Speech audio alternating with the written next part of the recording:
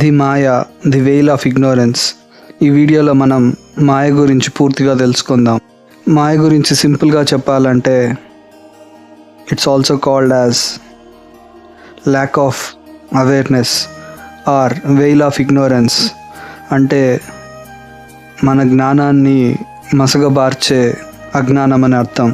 అందరికీ అర్థమయ్యేలాగా చిన్న ఎగ్జాంపుల్లో చెప్పుకుందాం. ఎగ్జాంపుల్, ఒక వ్యక్తి కంటిన్యూస్గా తింటూనే ఉన్నాడు అనుకుందాం. Coffee, tea, biscuits, pizzas, biryani, coca cola, coke, Pepsi, full meals, paan, sweet paan, లేదా మళ్ళా కాఫీ, బిస్కెట్స్, ఇరానీ చాయ్, మళ్ళా స్నాక్స్, సమోసా, పూరి, దోశ, మళ్ళా నైట్కి మళ్ళా బిర్యానీ, మళ్ళా నూడిల్స్, ఇలా తింటూనే ఉన్నాడు అనుకుందాం ఒకే రోజులో. అతను ఏ మాయలో ఉన్నాడో ఈ పాటికి మీకే అర్థమై ఉంటుంది. అతనికి సెల్ఫ్ అవేర్నెస్, కంట్రోల్ లేదు. అతను ఫుడ్ అనే మాయలో నిమగ్నమై ఉన్నాడు. అతని మైండ్ ఎక్కువ తింటే రోగాలు వస్తాయని తెలిసి కూడా తింటూనే ఉన్నాడు. ఇది కూడా ఒక మాయ అని అర్థం చేసుకోవాలి. మాయ అనేది చాలా రకాలు. మనం హిందూ మైథాలజీ ప్రకారం, లేదా క్రిస్టియానిటీ ప్రకారం, లేదా బైబిల్ ప్రకారం ఈ మాయ గురించి డీటెయిల్గా తెలుసుకుందాం. తెలుసుకునే ముందు ఇంకొక బేసిక్ ఎగ్జాంపుల్ గురించి కూడా మనం మాట్లాడుకుందాం. మీరు ఒకసారి కళ్ళు మూసుకొని మీ ఇంట్లో మెయిన్ హాల్లో ఉన్న వస్తువులను ఒకసారి మొత్తం గమనించండి, లేదా వాటి గురించి ఆలోచించండి. ప్రతి వస్తువుకి ఒక్కొక్క స్టోరీ ఉంటుంది. ఆ వస్తువు ఎలా కొన్నారు, ఎన్నేళ్ళ కింద కొన్నారు, ఎవరు కొన్నారు. ఆ ఇల్లు మొత్తం మీ మాయతో క్రియేట్ చేయబడినది, మీ అవేర్నెస్తో.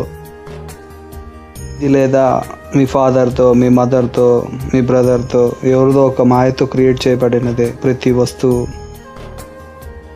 మనం చివరిలో రియల్ కాన్షియస్నెస్ అంటే ఏమో తెలుసుకుందాం, మరియు మాయ నుంచి ఎలా తప్పించుకోవాలో కూడా తెలుసుకుందాం. సో చివరి దాకా ఖచ్చితంగా చూడండి. మీకు ఎప్పుడైనా డౌట్ వచ్చిందా? లైఫ్లో ఎంత సాధించినా, ఎంత హ్యాపీనెస్ వచ్చినా ఏదో ఎంప్టీనెస్ ఉంటుంది. ఎందుకు మనం కొంతమంది పీపుల్కి ఎక్కువ అటాచ్ అయి ఉంటాము? ఎందుకు కొన్ని ఆబ్జెక్ట్స్కి లేదా కొన్ని బ్రాండ్స్కి ఎక్కువ అటాచ్ అయి ఉంటాం? మనం ఎందుకు ఎప్పుడు రెస్ట్లెస్గా ఉంటాం? ఇవన్నీ తెలుసుకోవాలంటే స్టోరీ ఆఫ్ మాయ గురించి తెలుసుకోవాలి. లేదా ఇల్యూషన్ అంటే ఉండి లేనట్లు, లేకోకుండా ఉన్నట్లు కనిపించేదే మాయ అని అర్థం. మాయకు 2 మెయిన్ ఫంక్షన్స్ ఉంటాయి. నంబర్ 1 వెయిల్ లేదా ముసుగు. సెకండ్ది ప్రొజెక్షన్. ప్రొజెక్షన్ అంటే ఆ టైంలో మనకి ఏం కనబడుతోంది, ఏం ప్రొజెక్ట్ అవుతోంది అని అర్థం. మాయని మనం మంచుతో పోల్చవచ్చు. ఎందుకంటే ఎండ వస్తే మంచు కరిగిపోయినట్లు మాయ కూడా జ్ఞానం వచ్చినా, లేదా నాలెడ్జ్ వచ్చినా, అవేర్నెస్ వచ్చినా అది ఆ ముసుగు తొలగిపోతుంది అని అర్థం. మాయని త్రిగుణాత్మకం అని కూడా అంటారు. అంటే మనిషికి 3 గుణాలు ఉంటాయని అర్థం. ఒకటి సత్వ, రజస, తమస అని 3 గుణాలు ఉంటాయి ప్రతి మనిషికి. వాటి గురించి మళ్ళీ తెలుసుకుందాం. నేను తెలుసుకున్న దాని ప్రకారం మాయ మెయిన్గా 6 రకాలు ఉంటాయి. అవేంటంటే 6 టైప్స్లో ఫస్ట్ది ప్రతిభాసిక మాయ, సెకండ్ది వ్యవహారిక మాయ, థర్డ్ది సంవర్తిక మాయ, ఫోర్త్ది సంవృత్తి మాయ, ఫిఫ్త్ది యోగ మాయ, సిక్స్త్ది ద్వంద్వ మాయ. వీటి గురించి ఎగ్జాంపుల్స్తో తెలుసుకుందాం. ప్రతిభాసిక మాయ, ఇది మనం మెజిషియన్ షోస్లో చూస్తూ ఉంటాం. సడన్గా ఒక రోప్ని స్నేక్గా కనిపించడం, ఇల్యూషన్ లాగా, మళ్ళీ ఇంకొద్దిసేపటికే ఆ రోప్ లేదా కట్టి పామ్లాగా మారిపోవటం, మళ్ళీ రివర్స్ అయిపోవటం, ఇవన్నీ ఇల్యూషన్లో ఎగ్జాంపుల్స్. సెకండ్ది వ్యవహారిక మాయ. ఇది మన డే టు డే లైఫ్లో ప్రతి క్షణం మనం చూస్తూనే ఉంటాం. Family status, money status, rich, poor, family roles ఇవన్నీ పర్మనెంట్ అని ఫీల్ అవుతూ ఉంటాం, కానీ ఏది పర్మనెంట్ కాదు. థర్డ్ టైప్ సంవర్తిక మాయ.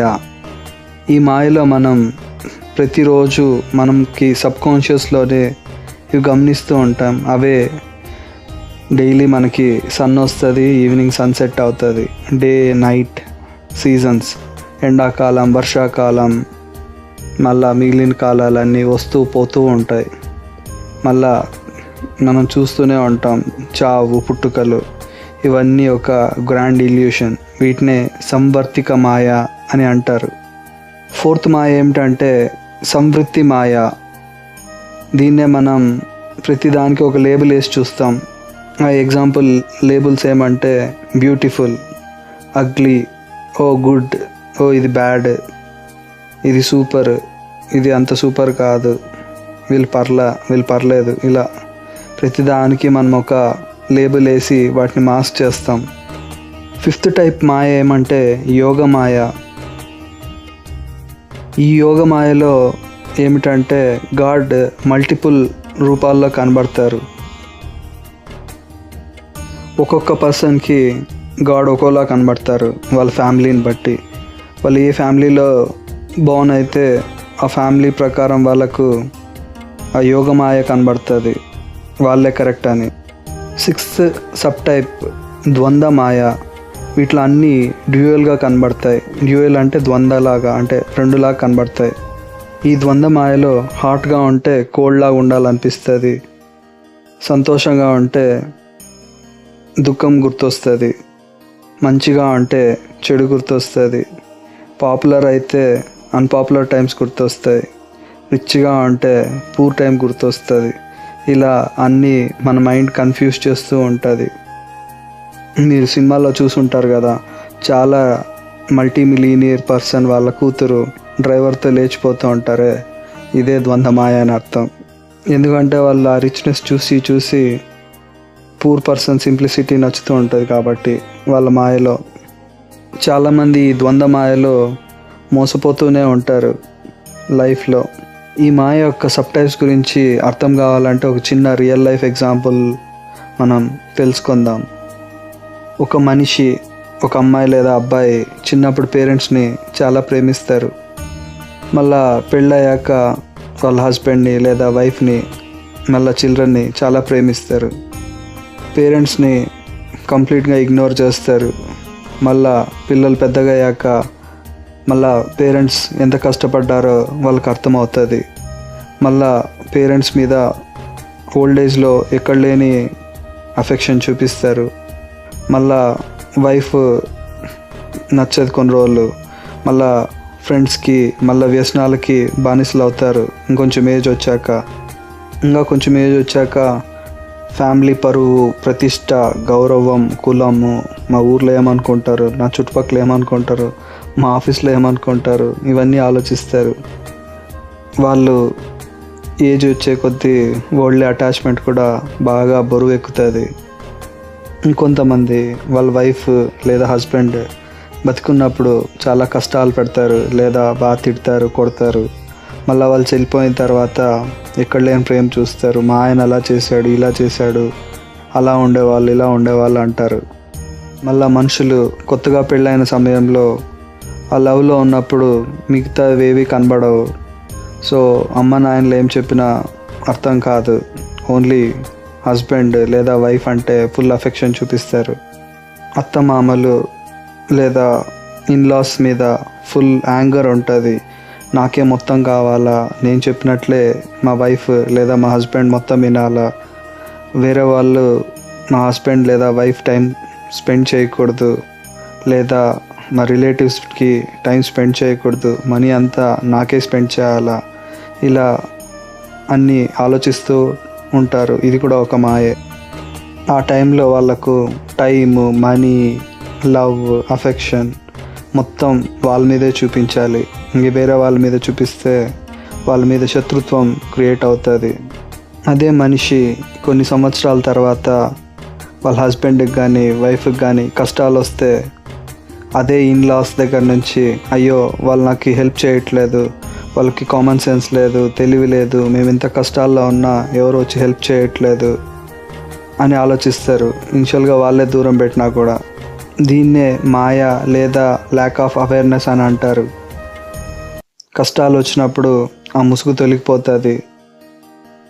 అదే అందరితో సంతోషంగా కలిసిమెలిసి ఉంటే కష్టాలు వచ్చినప్పుడు చిన్నదైనా పెద్దదైనా అందరూ తోడు నీడగా ఉంటారు. స్వార్థంతో మనుషుల్ని దూరం చేసుకోకుండా జ్ఞానంతో ఉంటే అన్నీ కూడా కష్టాలు అంటే సఫరింగ్స్ నుంచి తప్పించుకోవచ్చు. మనం వీటి గురించి చాలా డీటెయిల్గా తెలుసుకుందాం. ఈ సఫరింగ్స్నే క్లేషాస్ అని హిందూ మైథాలజీలో అంటారు.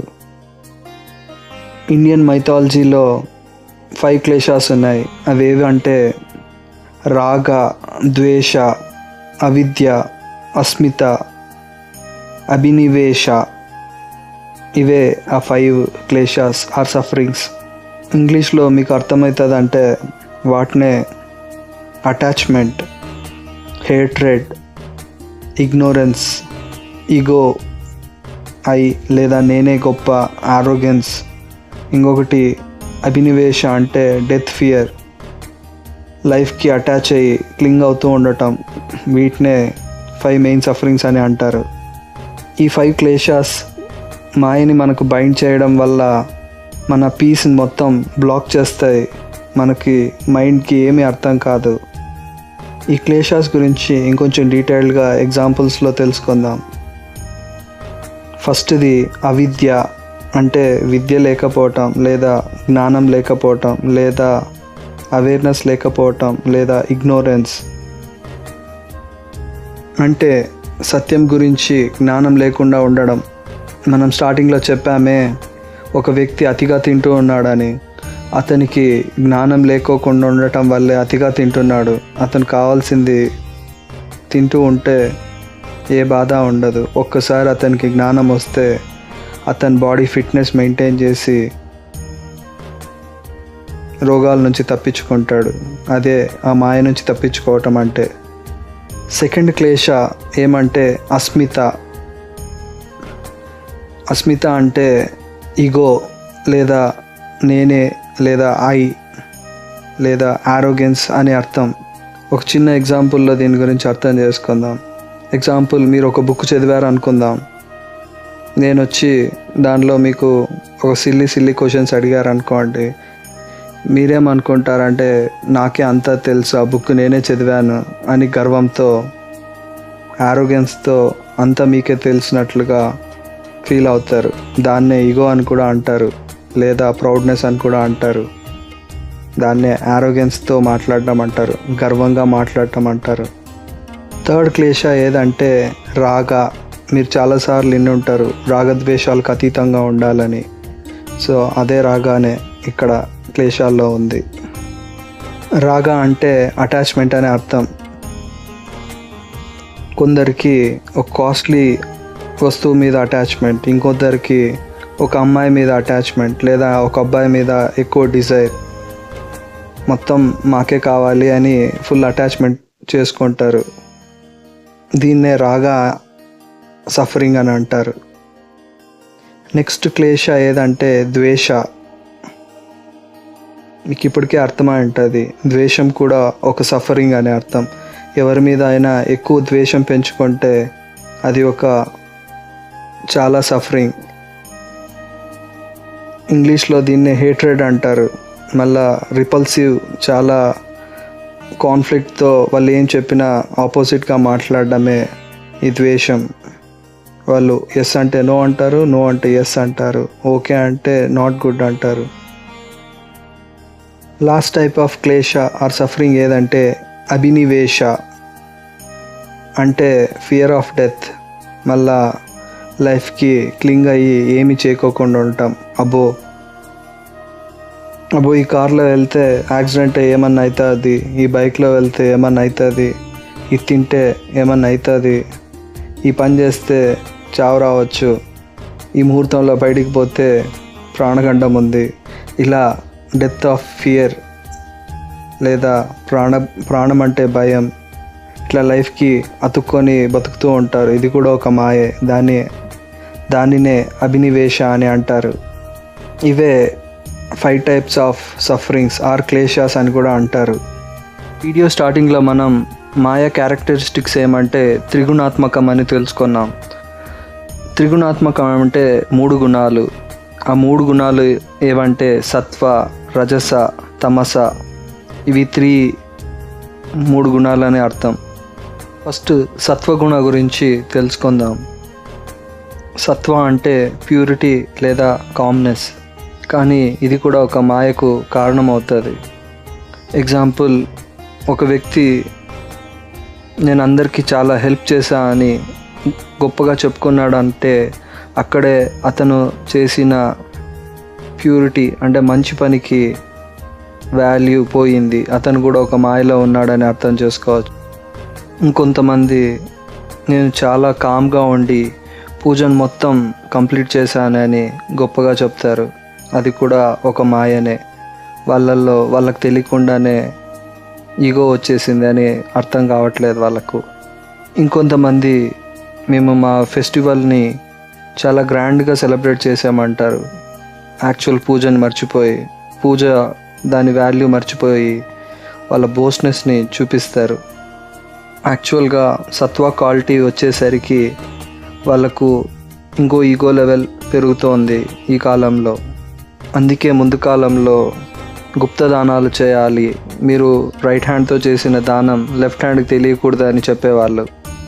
సిమిలర్గా పూజ విషయంలో కూడా మీరు కోరుకున్న కోరికని లేదా దేవునికి ప్రేయర్ చేసిన దాన్ని 3వ వ్యక్తికి కూడా చెప్పొద్దని చెప్పేవాళ్ళు. సెకండ్ గుణ అయిన రజస్సు గురించి ఇప్పుడు తెలుసుకుందాం, మరియు దాని మాయ ఎఫెక్ట్ ఏమో కూడా మనం అర్థం చేసుకుందాం. రజస అంటే కోరిక లేదా డిజైర్ లేదా ఒక యాక్టివిటీ అని అర్థం. సింపుల్ రజస ఎగ్జాంపుల్ ఏమంటే, మేము ఎంతో కష్టపడి పని చేస్తే మాకు ప్రమోషన్ వచ్చింది అని ఫుల్ ఎగ్జైట్ అవుతారు, కానీ అది ఒక మాయ అని మర్చిపోతారు. ఆ ప్రమోషన్ వచ్చిన తర్వాత నెక్స్ట్ ప్రమోషన్కి కూడా అంతే కష్టపడి పని చేయాలి, మళ్ళీ మీకు వచ్చే జీతం ఏమిటికి సరిపోదు, అంతే లెవెల్లో ఖర్చులు పెరిగి ఉంటాయి. ఇదంతా ఒక మాయ అని అర్థం చేసుకోవాలా. రజస అంటే కోరిక లేదా డిజైర్ అని అర్థం. వాటికి పెద్దలు ఏం చెప్తారంటే, కోరికలకి ఎప్పటికీ ఎండ్ ఉండదు, మీరు ఎంత కోరుకుంటే అంత దాకా వెళ్తూనే ఉంటాయి, అంతే ఎంత సంపాదించినా ఇంకా సంపాదిస్తూనే ఉండాలనిపిస్తుంది. థర్డ్ గుణ అయిన తమసు గురించి కూడా మాయకి ఎలా రిలేటెడో తెలుసుకుందాం. తమస అంటే లేజినెస్ లేదా ఇగ్నోరెన్స్తో పోల్చవచ్చు. ఎగ్జాంపుల్, ఈ కాలం జనరేషన్ వీకెండ్స్ లేదా అంటే సాటర్డే సండే వస్తే 11 o'clockకి లేచి 1 PM పిజ్జాస్ తిని లేదా బిర్యానీ తిని 2 సినిమాలు చూసి మళ్ళా ఈవినింగ్ మళ్ళా బయటికి వెళ్ళి మళ్ళీ బర్గర్లు పిజ్జాలు తిని మళ్ళీ లేట్ నైట్ 3 AM దాకా వెబ్ సిరీస్లు చూసి లేదా రీల్స్ చూసి పండుకుంటూ ఉంటారు. ఇదే లేజినెస్ లేదా ఇగ్నోరెన్స్.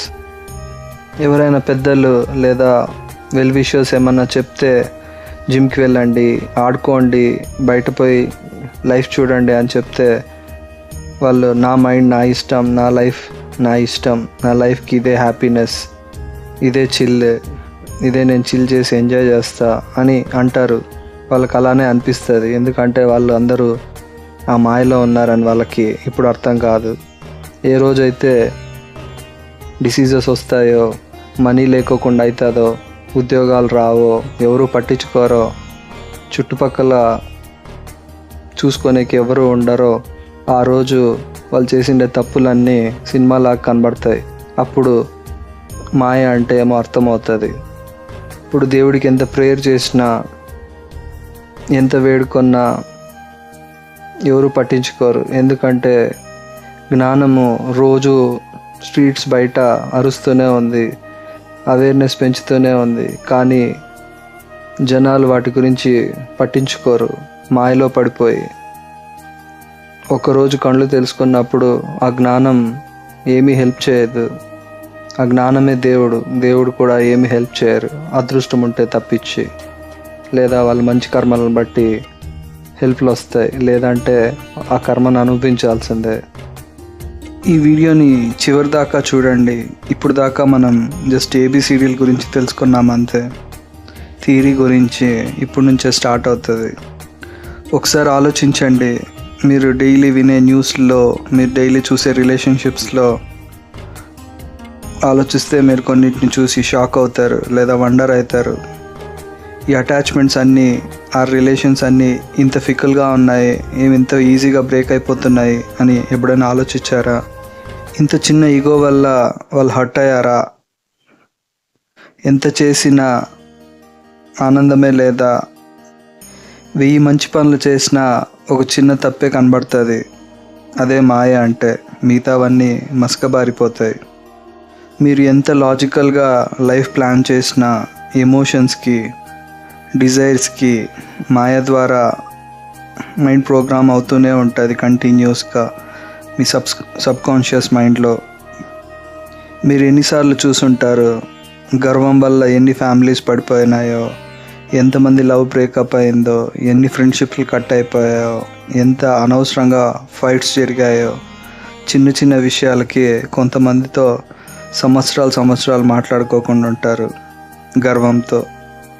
ఇదంతా మాయ అని ఎప్పుడు అర్థమవుతుందో. మీకు తెలుసా మీ గర్వమే మీ సంతోషాన్ని ఆపుతోందని? ఒకసారి ఆలోచించండి. Course conditions apply. మనం మంచిగా ఉన్న ఈ కాలంలో పక్కన వాళ్ళు మంచిగా ఉండరుగా, సో కండిషన్స్ అప్లై. మీకు ఇంకా కొంచెం మాయ అంటే అర్థం కావాలంటే మహాభారతంలో యక్ష ప్రశ్నల గురించి మీరు వినేవన్నీ ఉంటారు. వాటిలో మాయ గురించి ఏం చెప్పారో కొంచెం తెలుసుకుందాం. ఈ యక్ష ప్రశ్నల గురించి వేరే వీడియోలో యూట్యూబ్లో మీరు చూసి తెలుసుకోండి. కానీ నేను ఓన్లీ మాయ రిలేటెడ్ యక్ష ప్రశ్నల గురించి మాత్రమే ఇప్పుడు డిస్కస్ చేస్తాను. మహాభారతంలో యక్షుడు ధర్మరాజుని మాయ రిలేటెడ్ కొన్ని క్వశ్చన్లు అడిగాడు. ఆ క్వశ్చన్ ఆన్సర్స్ గురించి ఇప్పుడు మనం తెలుసుకుందాం. వాట్ ఈస్ గ్రేటెస్ట్ వండర్, లేదా అన్నిట్లో గ్రేటెస్ట్ వండర్ ఏది అని ఒక క్వశ్చన్ ఉంది. ఆ క్వశ్చన్కి ఆన్సర్ ఏమంటే, ప్రతిరోజు చావు జరుగుతూనే ఉంటాయి, కానీ బ్రతికున్నవారు ఏమనుకుంటారంటే నేను మాత్రం ఎప్పుడు చనిపోను అని అనుకుంటూనే ఉంటారు. ఇదే బిగ్గెస్ట్ ఇల్యూషన్. దీన్నే మాయ అని అంటారు. ఇంకొక క్వశ్చన్ ఏమంటే, రియల్ హ్యాపీనెస్ అంటే ఏంటి అని యక్షుడు ధర్మరాజును అడిగారు. దానికి ఆన్సర్ ఏమిచ్చారంటే సంతృప్తి లేదా కంటెంట్మెంట్ అని ఆన్సర్ ఇచ్చారు. దాన్నే సంతోషంలోనే ట్రూ సుఖం ఉంది అని చెప్పారు ఆయన. ఇంకో క్వశ్చన్ ఏమంటే, గ్రేటెస్ట్ ఎనిమీ ఏంటి అని అడిగారు. దానికి ధర్మరాజు ఈగో లేదా అహం లేదా నేను అనే గర్వం అని చెప్పారు ఆయన. ఇంకో క్వశ్చన్ ఏమంటే, రిచ్ అవ్వాలి అంటే బాగా ధనవంతుడు అవ్వాలంటే ఏం చేయాలి అని అడిగారు యక్షులు. దానికి ఆన్సర్ ఏమంటే, ఫస్ట్ కోరిక లేదా డిజైర్స్ని వదిలిపెట్టాలి అని చెప్పాడు. ఇంకో క్వశ్చన్ ఏమంటే, ప్రశాంతత లేదా పీస్ ఎక్కడ దొరుకుతుంది అని అడిగాడు. దానికి ధర్మరాజు కంటెంట్మెంట్ లేదా సింప్లిసిటీలోనే ఉంది ప్రశాంతత అని ఆన్సర్ ఇచ్చారు. మనం ఇంతకు ముందు డిస్కస్ చేసినట్లుగా క్లేషాస్ లేదా సఫరింగ్స్, మాయకి మెయిన్ రూట్ కాజెస్ ఉన్నాయి కదా, 5 క్లేషాస్. అవే రాగద్వేషాలు, అస్మిత అంటే ఈగో, మళ్ళా అవిద్య అంటే ఇగ్నోరెన్స్, మళ్ళా చావు అంటే భయం. ఇవన్నిటినే మనం మాయ గురించి తెలుసుకున్నాం. వాటినే ధర్మరాజు కూడా మహాభారతంలో యక్షునికి చెప్పాడు. ఆ మహాభారతంలో ఒక చిన్న తప్పు చేసి ఉంటే మొత్తం పాండవులందరూ చనిపోయేవారు. సో అంత ఇంపార్టెంట్ క్వశ్చన్స్ అవి మహాభారతంలో. మీరు ఒకసారి ఆలోచిస్తే ఈ సోదంతా ఎందుకు చెప్తున్నాడని ఆలోచించవచ్చు. ఎందుకంటే ఈ మాయని ఐడెంటిఫై చేసేదే ఒక పెద్ద ప్రాబ్లం. ఒకసారి ఐడెంటిఫై చేస్తే లేదా ఆ నాలెడ్జ్, ఆ అవేర్నెస్ వస్తే దాన్ని ఈజీగా బ్రేక్ చేసేయచ్చు. ఈ టాపిక్స్ అన్నీ ఉపయోగపడతాయి. దానికి అంత స్లోగా స్ట్రెస్ చేసి మరి ఇంత లాంగ్ వీడియో చేస్తున్నాను. తప్పకుండా పూర్తిగా వినండి, మీకు ఇంకా బాగా ఉపయోగపడతాయి. ఈ మాయ గురించి స్వామి వివేకానంద ఒక బుక్ కూడా రాశారు. అతను మాయ గురించి చాలా అద్భుతంగా ఆ బుక్లో మొత్తం డీటెయిల్స్ ఇచ్చారు. మీకు వీలైతే ఆ బుక్ కొనుక్కొని చదవండి. మాయా భ్రాంతి అని ఒక బుక్ కూడా ఉంది. మాయ అంటే ఒక సింపుల్ డిల్యూషన్ మాత్రమే కాదు, అదొక పాజిటివ్ పవర్. అది మనం ఇంతసేపు మాట్లాడినట్లు సమస్య కాదు, అది ఒక ఆపర్చునిటీ. మాయ ద్వారా మనం గ్రోత్ కోసం స్ట్రైవ్ చేస్తాం. అంటే కష్టాల నుంచి ఎలా తప్పించుకోవాలని, అంటే ఈ మాయ నుంచి ఎలా తప్పించుకోవాలనేదే మెయిన్ టాపిక్ అన్నమాట. అంటే నాలెడ్జ్ ఉదయిస్తే మాయ అస్తమిస్తుందని అర్థం అని. మాయ ఉందని రియలైజ్ అయ్యి మనకి హ్యుమానిటీ ఏమి, డిస్క్రిమినేషన్ అంటే ఏమి, వివేకం అంటే ఏమి అన్నీ అర్థమవుతాయి. ఒకసారి అర్థమైతే రియల్ హ్యాపీనెస్ అంటే ఏమి, అది బయట కనిపించేది కాదు, మనలోని సెల్ఫ్ రియలైజేషన్ అని మనకి అర్థమవుతుంది. ఇవన్నీ మాయ గురించి డీప్గా కొంచెం ఎగ్జాంపుల్స్ అర్థం చేసుకుంటే మీకే అర్థమవుతాయి. నేను స్టార్టింగ్లో చెప్పినట్లు 1 నిమిషం ఐస్ క్లోజ్ చేసుకొని మీ మెయిన్ హాల్లో ఏవే వస్తువులు ఉన్నాయని ఆలోచించమన్నా కదా. ఇప్పుడు మీరు క్రియేట్ చేసిన మాయ ఏమో అర్థమవుతుంది. ఎగ్జాంపుల్, మీరు కాస్ట్లీ ఫోన్ కొన్నారనుకోండి, బ్రాండ్ బేస్ చేసుకొని పక్కన మీ ఫ్రెండ్స్ అందరు ఐఫోన్ కొంటూ ఉంటే నేను కూడా ఐఫోన్ కొనుక్కోవాలనుకొని ఐఫోన్ కొన్నారా, లేదా మ్యాక్బుక్ ప్రో కొన్నారా, లేదా కాస్ట్లీ BMW బెంజ్ కార్లు కొన్నారా, లేదా ఇంట్లో కాస్ట్లీ టీవీస్ కొన్నారా, మామూలు టీవీలు ఉన్నా మామూలు ఫోన్లు ఉన్నా కూడా, లోకల్ ప్రోడక్ట్స్ ఉన్న అన్ని ఇంపోర్టెడ్ ప్రోడక్ట్స్ అన్నీ వేరే దేశాల నుంచి కాస్ట్లీ ఐటమ్స్ కొని తెచ్చారా, లేదా నార్మల్ వుడ్ ఉన్న మంచి ఇంపోర్టెడ్ వుడ్ లేదా టేక్ వుడ్తో అన్ని వస్తువులు చేయించారా, లేదా మామూలు దేవుడి ఫోటోలు ఉన్న కొన్ని లక్షలు పెట్టి గోల్డ్ ప్లేట్ చేయించారా, ఇంకా ఎన్నెన్నో ఉండుంటాయి. ఒకసారి చూడండి. 5-6 టాయ్స్ కొనాల్సిన చోట 1000 టాయ్స్ కొన్నారా మీ పిల్లలకి, లేదా ఒక 3-4 జతలు వేసుకోవాల్సిన షూస్ బదులు ఒక 50 షూస్ కొన్నారా, లేక అనవసరమైన డబ్బులు ఖర్చు పెట్టారా? ఒకసారి కూర్చొని ఆలోచించండి. నార్మల్ క్లోత్స్ ఉన్నా కూడా మీరు బ్రాండెడ్ ఐటమ్స్నే కొంటున్నారా, బ్రాండెడ్ డ్రెస్సెస్నే కొంటున్నారా, ఫేక్ రియాలిటీలో రిచ్గా కనబడాలని ఆలోచిస్తున్నారా, ఫంక్షన్స్కి వెళ్ళినప్పుడు గొప్పగా కనబడాలని అనవసరంగా ఎక్కువ డబ్బులు ఖర్చు పెట్టి డ్రెస్సెస్ కొంటున్నారా, లేదా అనవసరంగా చాలా గ్రాండ్గా ఫంక్షన్స్ చేస్తున్నారా? కాలంలో అప్పు చేసి మరీ ఫ్యామిలీ ప్రైడ్ కోసం గ్రాండ్గా ఫంక్షన్స్, పెళ్ళిళ్ళు చేస్తూ ఉన్నారు కదా. అలా మీరు కూడా చేస్తున్నారా? ఇవన్నీ చేస్తూ ఉన్నారంటే మీరు మాయలో పడ్డట్లే. ఆ మాయని సంవర్తిక మాయ అంటారు, లేదా వ్యవహారిక మాయ అని కూడా అంటారు. మరి ద్వంద్వ మాయలో కూడా ఉన్నట్లే మీరు. ఒకసారి ఆలోచించుకోండి వాటి నుంచి ఎలా బయటపడాలో. డైలీ లైఫ్లో ఇలా చాలామంది ఇలాంటి ఇల్యూషన్లో పడుతూనే ఉంటారు. అనుకోకుండా వాళ్ళు ఇవన్నీ తప్పేముంది, మేము గొప్పగా ఉంటే కుళ్ళు వేరే వాళ్ళకి అనుకుంటారు. వాళ్ళు తప్పేం లేదు, అది కూడా మాయనే. గతంలో మనుషులు పాముతో పోల్చవచ్చు. వాళ్ళు తమ స్కిన్ని మారుస్తూనే ఉంటారు, వాళ్ళ అటాచ్మెంట్స్ని మారుస్తూనే ఉంటారు. ఒకసారి ఒక్కొక్కరు నచ్చుతారు జనాలకి, మ్యానిపులేటివ్గా ఉంటారు, వాళ్ళ మాయలో వాళ్ళు ఉంటారు, వాళ్ళు చేసేదంతా కరెక్ట్ అనుకుంటూనే ఉంటారు వాళ్ళకు కావాల్సినట్లు.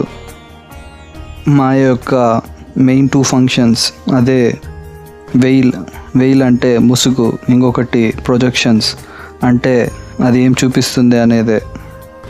ఇవన్నీ మాయ యొక్క ఫంక్షన్స్. అర్థం చేసుకోవాలంటే ప్రాక్టికాలిటీగా ఒక నిమిషం కూర్చొని ఆలోచించాలా. మన అటాచ్మెంట్స్ ఏమి, మన ప్రైడ్ ఏమి, మనం ఎవరితో కంపేర్ చేసుకుంటున్నాము, అసలు ఎందుకు కంపేర్ చేసుకోవాలా, పెద్దలు ఏం చెప్తున్నారు, మన మంచి కోరే వాళ్ళు ఏం చెప్తున్నారు, వెల్ విషర్స్ ఏం చెప్తున్నారు, ఫ్యామిలీ ఎలా ఉంది, ఫ్యామిలీ ఎక్స్పీరియన్స్ ఎలా ఉన్నాయి, దేవుడు ఒక బుక్కులు అంటే స్క్రిప్చర్స్ ఎలా ఉన్నాయి, హ్యూమిలిటీ అంటే ఏమి. మనకు మనమే కూర్చొని ఆలోచించుకోవాలి, ఈ మాయ గ్రిప్లోంచి ఎలా బయటపడాలి, దీన్ని ఎలా బ్రేక్ చేయాలి అని. ప్రతి అటాచ్మెంట్, ప్రతి ఫ్రస్ట్రేషన్, ప్రతి ప్రౌడ్ మూమెంట్, ప్రతి డిజైర్ అన్నీ కూడా మాయలో భాగమే. అవి మాయ కూడా.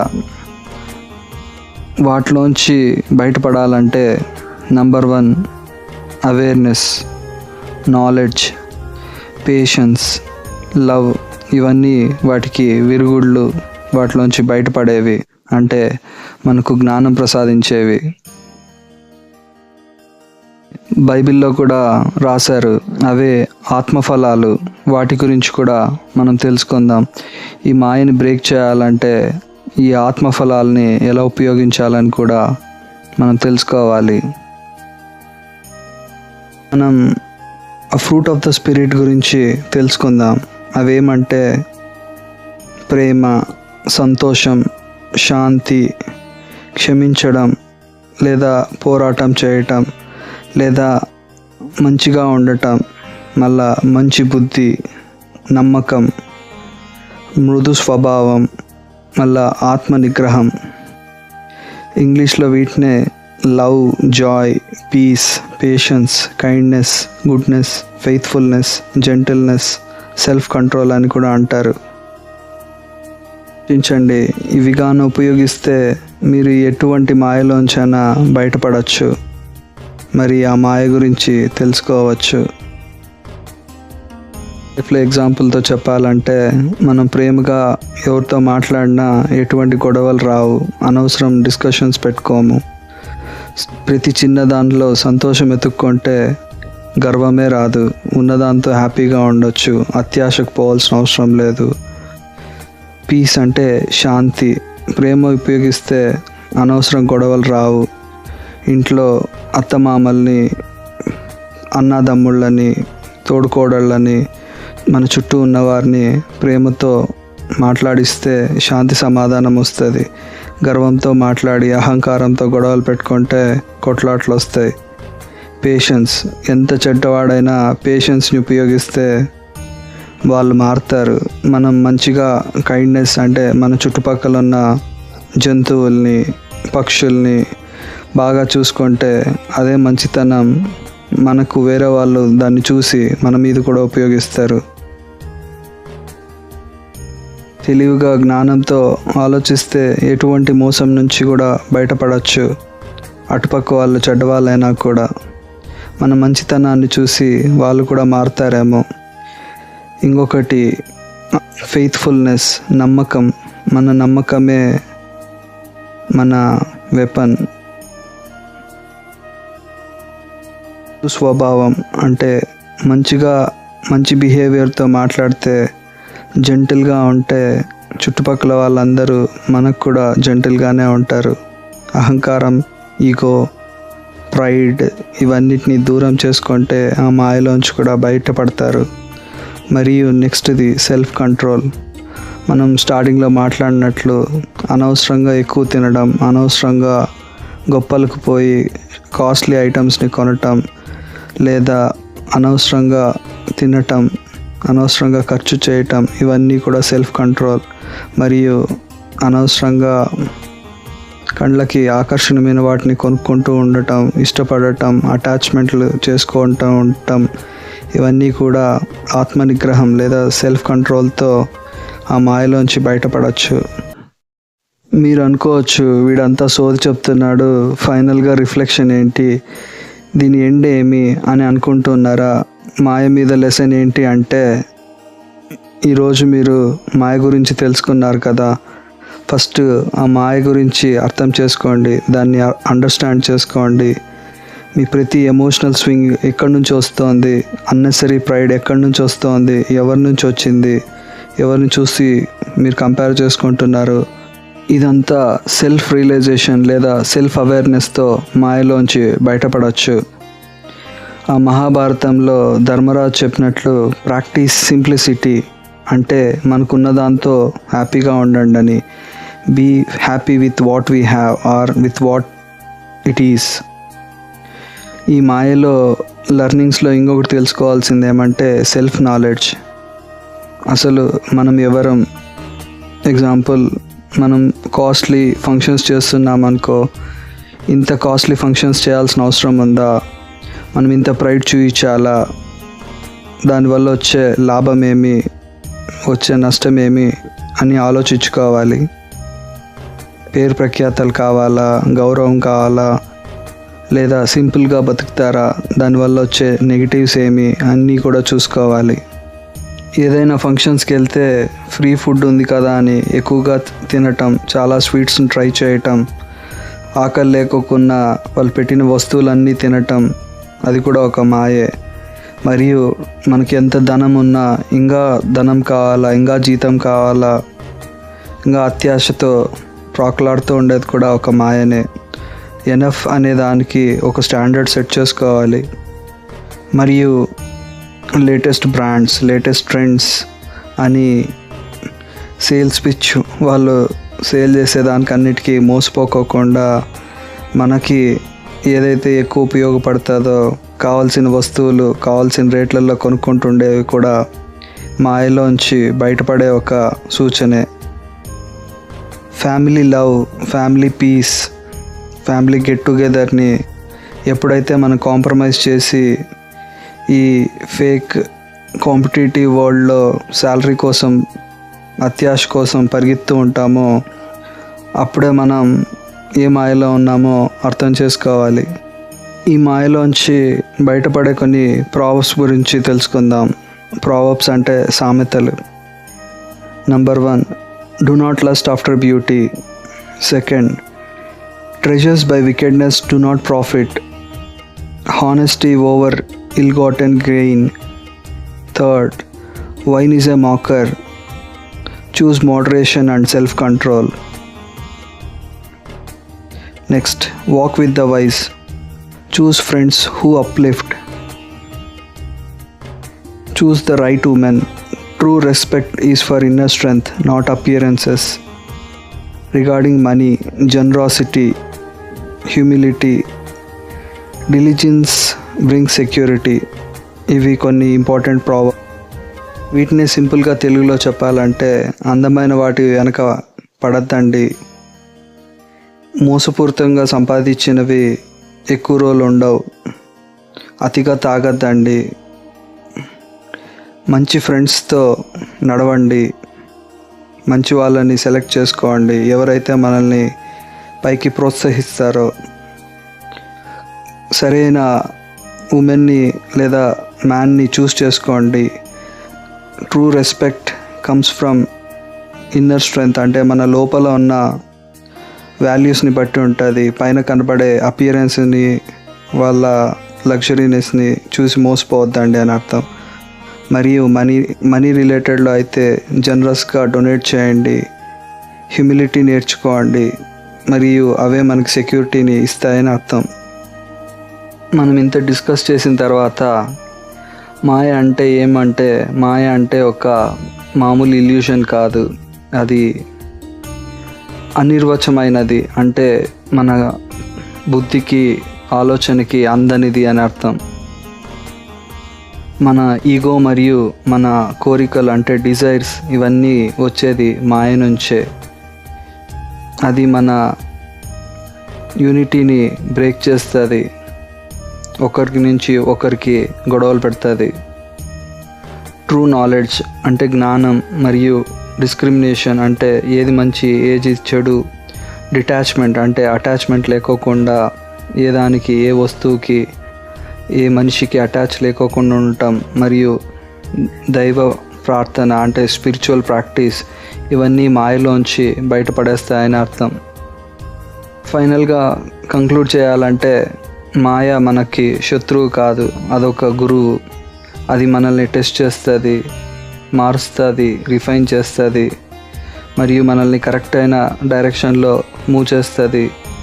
అది మనతో చాలా ఎఫర్ట్ పెట్టిస్తుంది, మనకి మంచి బుద్ధి నేర్పిస్తుంది, మనల్ని సెల్ఫ్ ఇంట్రాస్పెక్ట్ ఎలా చేసుకోవాలో చూపిస్తుంది. అది మనకి కరెక్ట్ అయిన డివైన్ విజ్డమ్ని ఎలా చూస్ చేసుకోవాలా, సరైన మార్గం ఏమో కూడా నేర్పిస్తుంది. ఇవంతా మనకు మాయలో వచ్చే లాభాలు. అది మనకి శత్రువు అయితే కాదు.